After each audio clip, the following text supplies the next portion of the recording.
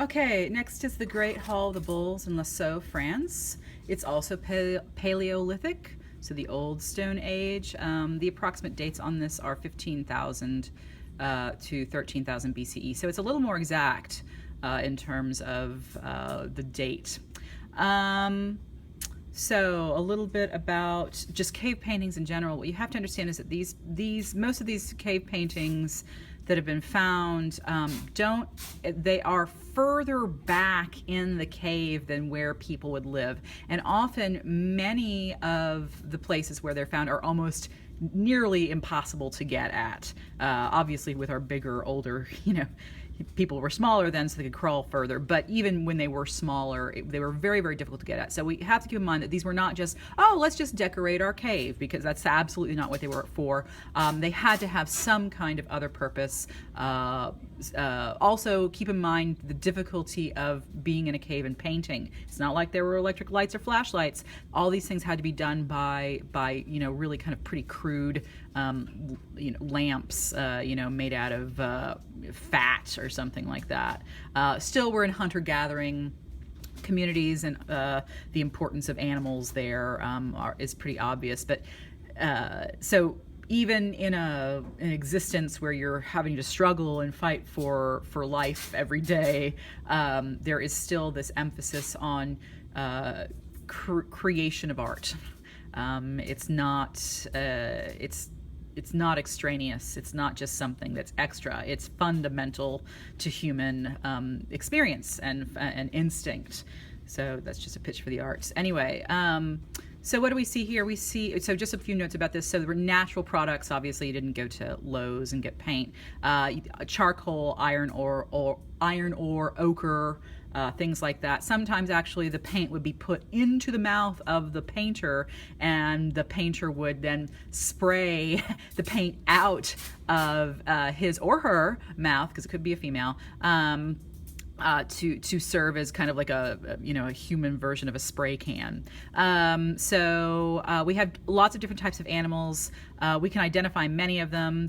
Obviously many of them are extinct, but some of them are not. We can clearly identify horses and other types of animals that are still around. I mentioned with the Apollo 11 stone, the kind of the composite profile view. It's not strictly profile. There are other things happening.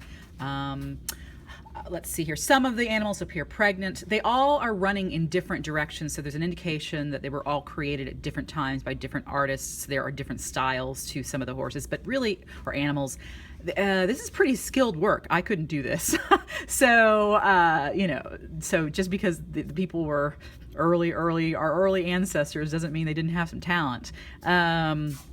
So I'm going to actually take you to the Lasceaux website in just a moment. It's really cool. We'll spend just a brief... Actually, let's just go ahead and do that now. Yes, thank you. Oh, because I'm in the wrong... I can't do it in Chrome. Hold on for just a second. Let's try this again. Let me escape. And I actually have to do it in Mozilla. Isn't that embarrassing? Okay, it doesn't work in Chrome for some reason. Okay. Firefox. Okay. Anyway, I'll wait for that to hurry up. All right, so a few more notes about this while that's happening. I mentioned there are actually, we can see holes in the walls for some of these caves that would indicate there was scaffolding so they could get to higher parts of the walls. Some of the images that you will see are just, outlines, and some are filled in.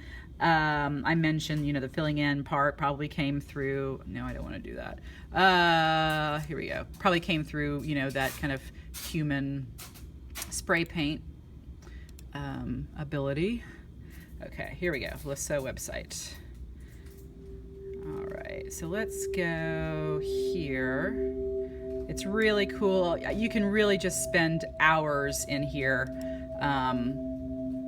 Now, the real Lasceaux is closed off to the public because, human breath messes everything up. But they've actually built a,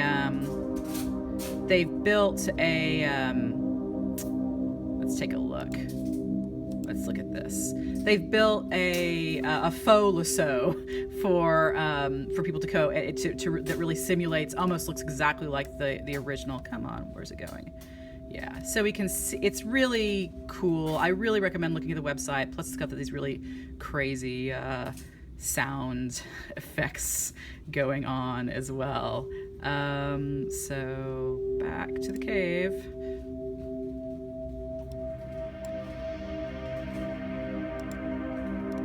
Ceiling of the red cows.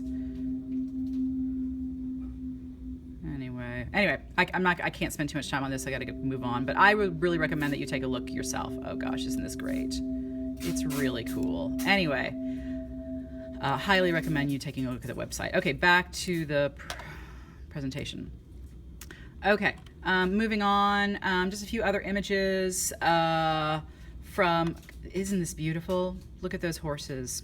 It can't just obviously. I mentioned that the artists were different, the things were painted at different times, so you have the animals moving in all different directions, you have animals painted over other animals, and so it's I wouldn't say it's necessarily graffiti like, but you definitely see that in current graffiti, you know, people painting over other people's works. It's a really cool documentary by Werner Herzog. So if you know Werner Herzog, you know it's going to be like super German. Anyway, it's called The Cave of Forgotten Dreams. It's not the caves Lasceaux. It's I think it's the Altamira caves. But the information would still apply. We're still talking about Paleolithic cave art. Anything else?